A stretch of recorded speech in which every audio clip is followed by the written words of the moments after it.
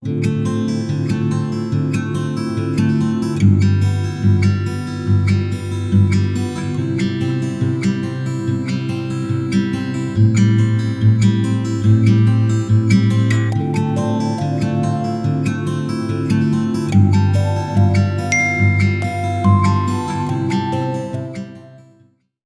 बार फिर से आप सभी का स्वागत है। हम अध्ययन कर रहे हैं यहोशू की पुस्तक का और अब समय है कि हम उसके 7वें अध्याय पहले वचन से आगे का अध्ययन करें।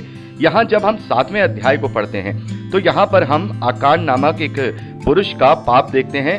वो अर्पण की वस्तुओं में से कुछ ले लेता है और इस कारण परमेश्वर का जो क्रोध है वो इजरायलियों पर भड़कता है। और हम वहां देखते हैं, आपने पूरा इसे पढ़ा होगा कि वहां पर फिर उसको पथरवा करके मार दिया जाता है। तो ये यहाँ ये अर्पण की वस्तुएं हैं वो क्या हैं? तो आपने जब 6वां अध्याय पढ़ा होगा तो वहां जब हम 19वें वचन को पढ़ते हैं तो वहां लिखा है, सब चांदी सोना और जो पात्र पीतल और लोहे के हैं वे यहोवा के लिए पवित्र हैं और उसी के भंडार में रखे जाएं। यानी कि वहां से जितना भी यरीहो के देश में से वो लोग जो सामान उठाएंगे, चाहे वो सोना चांदी हो या फिर वहां जो पीतल के लोहे के पात्र हों, वो सब वो अपना पर्सनली रूप से नहीं ले सकते हैं। उन सब को वो अर्पण की वस्तुएं मान करके परमेश्वर के भंडार में जमा कराएंगे। तो मेरे प्यारे भाई बहनों, बहुत सारे भाई बहनों के मन में ये भी सवाल आता है कि परमेश्वर ने इस अर्पण के वस्तुओं को अपने लिए पवित्र क्यों ठहराया है, अपने भवन के लिए अपने पास क्यों ठहराया है? तो मेरे प्यारे भाई बहनों, इसके लिए इसका जवाब यह है कि परमेश्वर को इन सब चीजों से कोई भी सरोकार नहीं है।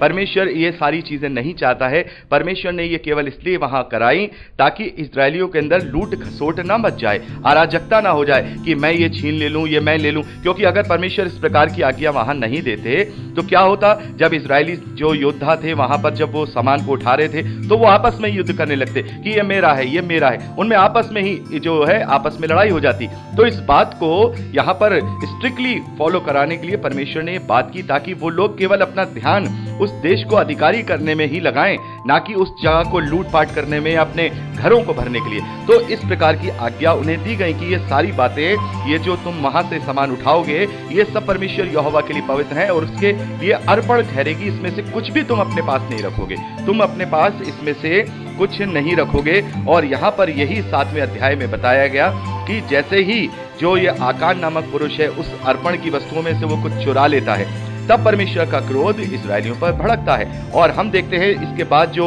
ए नामक देश है उस पर चढ़ाई करने की योजना हो रही है और वहां पर हम देखते हैं कि परमेश्वर ने वहां उनकी अगुवाई नहीं की। आप इस बात को पढ़ सकते हैं 2 वचन से लेकर के 5वें वचन तक। वहां पर गलत तरीके की वहां पर उन्हें अगुवाई मिली और वहां पर उन्होंने पराजय को सहा और वहां वो पराजित हो गए। और जैसा ही ये यहोशू देखता है तो वो अपने वस्त्र फाड़ता है और वो परेशान हो जाता है, परमेश्वर को दंडवत करके मुंह के बल गिरा रहता है। आप इसको यहाँ पर पढ़ते हैं तो वहां पर परमेश्वर यहोशू से कहते हैं कि उठ जा, तू इस प्रकार अपना मुंह, इस प्रकार से अपने मुंह के बल पृथ्वी पर क्यों पड़ा है? इजरायलियों ने मेरे विरोध में पाप किया है। अभी यहोशू को यह बात पता नहीं थी कि जो आकान नामक जो पुरुष है उसने इन तमाम चीजों में से कुछ चुरा लिया है। तो वहां पर हम देखते हैं, ये पूरा आप इससे पढ़ेंगे तो पता लगेगा कि फिर वहां पर इस तरीके से उसकी पहचान होती है। पहचान होकर के फिर उसको उसके सामान समेत सब उसको पथरवा करके मार देते हैं। और ये एक यहाँ जो 7वां अध्याय यहाँ पर जो हुआ है, परमेश्वर ने केवल कुछ चीजों के लिए ही वहां हम देखेंगे कि आकान को सजा या दंड दी है। तो परमेश्वर को चीजों का लालच नहीं है, जैसा भी मैंने आपको बताया, परमेश्वर को उन वस्तुओं का लालच नहीं है, उसके लिए कुछ भी नहीं है, वो कुछ भी नहीं है, बल्कि इजरायलियों की भलाई के लिए ही परमेश्वर ने आज्ञा वहां दी है ताकि अराजकता ना फैले। और यहाँ ये एक उदाहरण सेट हो गया 7वें अध्याय में। आकान ने जो ये पाप किया था, उदाहरण सेट हो गया। यदि परमेश्वर की एक भी आज्ञा का उल्लंघन यहाँ इजरायली करेंगे तो परमेश्वर उनको साथ नहीं देगा, परमेश्वर उनकी अगुवाई नहीं करेगा। तो इस प्रकार से एक जो उदाहरण है परमेश्वर ने यहाँ पर दिखा दिया कि जो तुमसे कहा जाए वही तुम्हें करना है। तो मेरे प्यारे भाई बहनों, यहाँ पर हमें पता लगता है कि परमेश्वर कोई सोने चांदी की वस्तुओं का या पीतल की वस्तुओं का जो है उसको जरूरत नहीं है, उसे अपनी किसी भी चीज के लिए जरूरत नहीं है। लेकिन वो ये चाहता है कि इजरायली डिसिप्लिन में रहें वो डिसिप्लिन में रहें, वो लूटपाट में ना फंस जाएं, कहीं ऐसा ना हो कि इन बातों का लालच करके वो एक दूसरे से ही लड़ना शुरू कर दें। क्योंकि अगर ये सारी बातें परमेश्वर उन्हें नहीं कहेंगे, उन्हें आज्ञा नहीं देंगे, तो निस्संदेह वो उस देश पर अधिकारी होने के बजाय उस देश में लूटपाट करने में अपना ज्यादा समय व्यतीत करेंगे, एक दूसरे से झगड़ा करने में ज्यादा समय व्यतीत करेंगे। तो मेरे प्यारे भाई बहनों, इस प्रकार से परमेश्वर ने वहां पर जो भी बहुमूल्य वस्तुएं थी उन सब को अपने लिए ठहरा दिया और उसे अर्पण की वस्तु कहा गया, और वो सब परमेश्वर के भंडार में ही रखी जाने लगी।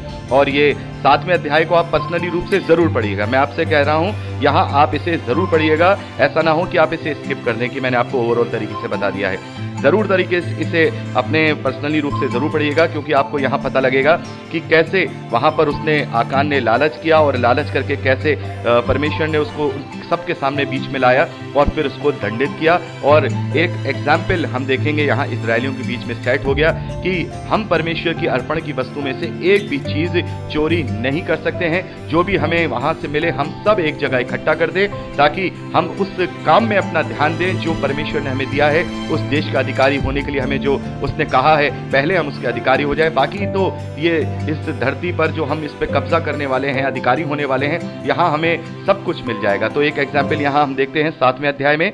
तो अब हम 8वें अध्याय की ओर आगे बढ़ते हैं। तो मेरे प्यारे भाई बहनों, यहां पर हम देखते हैं कि 8वें अध्याय में जो ए नगर से अभी हम देखते हैं, हमने 7वें अध्याय में पढ़ा है कि वहां पर वो पराजित हो गए थे। अब यहां ए नगर पर अधिकार को प्राप्त करना यहां 8वें अध्याय में बताया गया है, उसका वर्णन मिलता है। तो इसको भी आप अपने पर्सनली रूप से पढ़ लीजिएगा। यहां पर मैं कोई ऐसी बात मुझे नहीं लगी है जो मैं आपको यहाँ डिस्क्राइब कर सकूं। केवल एक पूरा एक वर्णन है कैसे ए नगर को अधिकार में लिया गया है। पूरा वर्णन आप यहाँ पर पढ़ सकते हैं और आप इसको अपने आप से पढ़ लीजिएगा। और 30वें वचन से, इस 8वें अध्याय के 30वें वचन से लेकर के लास्ट हम जब इसको 35वें वचन तक पढ़ते हैं, तो वहां पर हम देखते हैं कि जैसा कि हमने व्यवस्था विवरण की पुस्तक में पढ़ा था 27वें अध्याय में, कि वहां परमेश्वर ने इजरायलियों को आज्ञा दी थी कि जब तुम इस देश में चले जाओ, तो जब उस पर्वत पे जाओ और एबाल पर्वत पे जाओ, तो वहां पर जो वो पत्थर, बड़े बड़े पत्थर है, उन्हें चूना उन पर लगा करके पूरी व्यवस्था की बातें वहां लिख देना। तो ऐसा ही हुआ जब ए नगर को ले लिया गया और एबाल पर्वत पे जब वो लोग गए, तो वहां पर एक बार फिर से व्यवस्था का पाठ किया गया। पूरी व्यवस्था उनको पढ़ करके सुनाई गई, और पढ़ करके सुनाई गई। तो वहां पर जैसा परमेश्वर ने उनसे कहा था, उन्होंने समूचे पत्थरों की एक वेदी बनाई और वहां पर उन्होंने वहां मेल बलि और होम बलि वगैरह सब चढ़ाई। और वहां पर परमेश्वर की जो व्यवस्था थी यहोशू के द्वारा उन पत्थरों पर नकल कराई गई, यानी कि उन पर लिख दिया गया। उन्हें चूने से पहले सफेद किया गया और बाकी सब बड़े बड़े पत्थरों को वहां पर उस व्यवस्था को लिख दिया गया, ताकि व्यवस्था की एक कॉपी और हो सके। तो इस प्रकार से जैसा परमेश्वर ने व्यवस्था विवरण 27वें अध्याय में हमने पढ़ा, इजरायलियों को आज्ञा दी थी, जब उन्होंने उस देश को यहाँ अधिकार ले लिया, तो वहां पर वैसा ही किया। व्यवस्था का पाठ किया गया और उसकी वहां उन पत्थरों पर नकल करा दी गई। तो मेरे प्यारे भाई बहन, इस प्रकार से 8वें अध्याय को हम पढ़ते हैं, ए नगर को वहां पर अपने अधिकार में लिए जाने का वर्णन मिलता है। और अब हम 9वें अध्याय की बात करेंगे। यहाँ 9वें अध्याय को जब हम पढ़ते हैं, तो यहाँ जो गिबोन के जो निवासी है, यानी एक नगर है, वहां एक शहर है गिबोन नामक का। तो वहां पर क्या होता है, गिबोन नामक लोग इजरायलियों के साथ छल करते हैं और उनके पास अपनी बुरी सी दशा बना के चले जाते हैं। फटे पुराने कपड़े पहनकर, फटे पुराने मशके लेकर के, जूते फटे पुराने और फफूंद लगी रोटी वगैरह लेकर के वो इजरायलियों के पास आते हैं और वो झूठ बोलते हैं कि हम बहुत दूर देश से आए हैं और बहुत दूर देश से आए हैं, तुम्हारा हमने नाम सुना है और हम तुमसे तुम्हारे बीच में अपनी शरण लेने आए हैं। और यहाँ पर हम देखते हैं कि 14वें वचन को 9वें अध्याय में हम पढ़ते हैं कि तब वो लोग जिन इजरायली पुरुषों से बातें कर रहे थे, उन्होंने यहोवा की बिना सलाह लिए हुए उनकी बात पर विश्वास किया और उनकी भोजन में से कुछ ग्रहण कर लिया।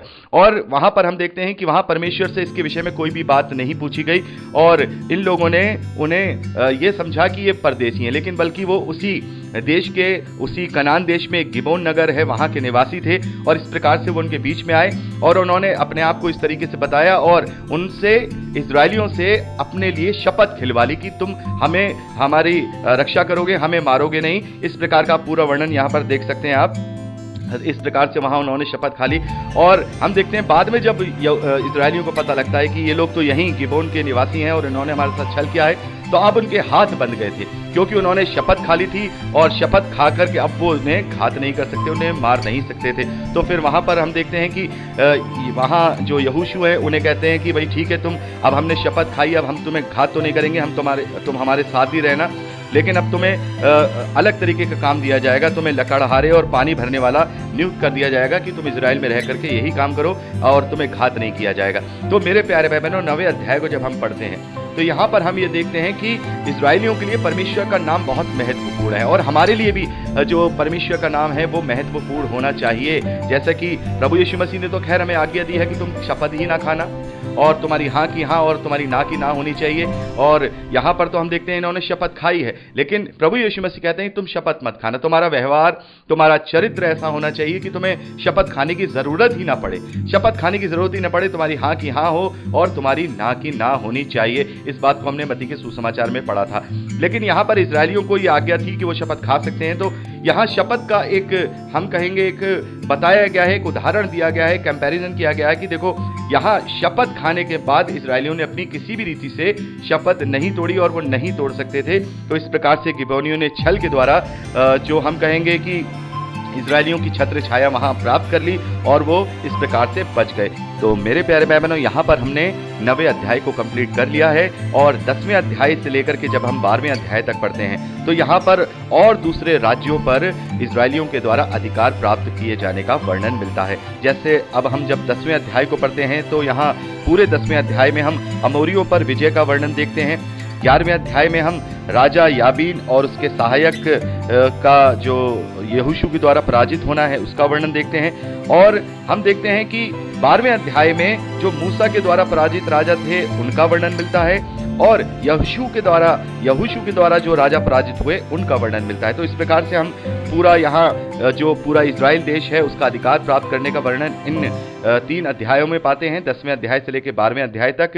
तो मैं चाहूंगा कि आप इसको पर्सनली रूप से पढ़ लीजिएगा। मेरे प्यारे भाई बहनों, इस हफ्ते आपको बहुत ज्यादा रीडिंग करनी है क्योंकि यहोशू की पुस्तक में सारी बातें ऐसी हैं जो हमें रीडिंग ही करनी है। 23वें और 24वें अध्याय लास्ट को छोड़ दिया जाए तो आपको 22वें अध्याय तक की रीडिंग पर्सनली रूप से करनी है, क्योंकि हम यहाँ 13वें अध्याय से लेकर के 22वें अध्याय तक कुछ ज्यादा बात नहीं करेंगे, क्योंकि इसमें उस देश का बंटवारा जो वहां जब वो अधिकारी हो जाएंगे तो उस देश के बंटवारे के विषय में वहां लिखा हुआ है, तो उसको आपको स्वयं से पढ़ना, आपको बहुत ज्यादा रीडिंग करनी है, अच्छे से रीडिंग करनी है। और मैं यहाँ पर चाहूंगा कि आप समय निकाल करके जरूर इससे रीडिंग कर लीजिएगा। तो यहाँ मैं खासतौर पर 10वें अध्याय के विषय में बात करूंगा, जहाँ पर एमोरियों पर जो इजरायली हैं उनकी विजय हुई है, और इस युद्ध में हम देखते हैं कि परमेश्वर इजरायलियों की ओर से एक अद्भुत रीति से लड़ा है। और वहां पर हम देखते हैं कि जो इजरायली हैं उनसे ज्यादा तो परमेश्वर ने आकाश से पत्थरों को उनके ऊपर ओले गिराए हैं, बड़े बड़े पत्थर उन पर बरसाए हैं, उनसे वो मारे गए थे। और हम देखते हैं कि जैसे कि युद्ध में एक नियम होता है ना कि अगर शाम हो जाती है तो युद्ध ठहर जाता है, तो यहाँ पर परमेश्वर ने इजरायलियों के लिए 4 पहर तक जो हम कहेंगे जो सूरज है उसे डूबने नहीं दिया था। 12वें वचन से हम पढ़ते हैं 10वें अध्याय में, उस समय अर्थात जिस दिन यहोवा ने अमोरियों को इजराइल के वश में कर दिया, उस दिन यहोशू ने यहोवा से इजरायलियों को देखते देखते इस प्रकार कहा, हे सूर्य तू गिबोन पर और हे चंद्रमा तू अय्यालोन की तराई के ऊपर थामा रहे। और सूर्य उस समय तक थामा रहा और चंद्रमा उस समय तक ठहरा रहा जब तक उस जाति के लोगों ने अपने शत्रुओं से बदला ना लिया। क्या ये बात यशार नामक पुस्तक में, यशार नामक पुस्तक यानी कि दूसरा शमूएल पहले अध्याय 18वें वचन में लिखी हुई है कि सूर्य आकाश मंडल के बीचों बीच ठहरा रहे और लगभग 4 पहर तक ना डूबा। तो यहाँ पर हम देखते हैं इस प्रकार से परमेश्वर ने इजरायलियों की वहां सहायता और मदद की, और स्वयं परमेश्वर ने इजरायलियों को वहां बल दिया और इस प्रकार से उन्होंने पूरे इजराइल पर कब्जा कर लिया। वो सारा आप वर्णन 11वें अध्याय में भी पढ़ सकते हैं, और 12वें अध्याय में तो केवल आप उन लोगों की लिस्ट को ही पढ़ेंगे जो राजा मूसा के द्वारा पराजित हुए हैं और जो राजा यहोशू के द्वारा पराजित हुए हैं। ये आप 12वें अध्याय में इनकी लिस्ट पढ़ सकते हैं, और ये यहाँ पर केवल लिस्ट है एक जानकारी की मात्र पर, तो आप इन्हें पढ़ लीजिएगा। और चाहे तो 12वां अध्याय ना भी पढ़ें तो भी इसमें कोई ऐसी बात नहीं है जो हम ना पढ़ें तो कुछ बात है, लेकिन इन्हें आप अपनी जानकारी के लिए जरूर पढ़ लीजिएगा। तो मेरे प्यारे भाई बहनों, 13वें अध्याय से आगे का अध्ययन अब हम अगली रिकॉर्डिंग में करेंगे, और वहां भी हम 13वें अध्याय से लेकर के 22वें अध्याय तक हम केवल ओवरऑल तरीके से ही बात करेंगे, क्योंकि वहां मैं पूरा कंप्लीट नहीं पढ़ूंगा, आप इसे अपने आप से पढ़िएगा। तो 13वें अध्याय पहले वचन से आगे की बातें हम अगली रिकॉर्डिंग में करेंगे। प्रभु आप सबको आशीष दे। Praise the Lord.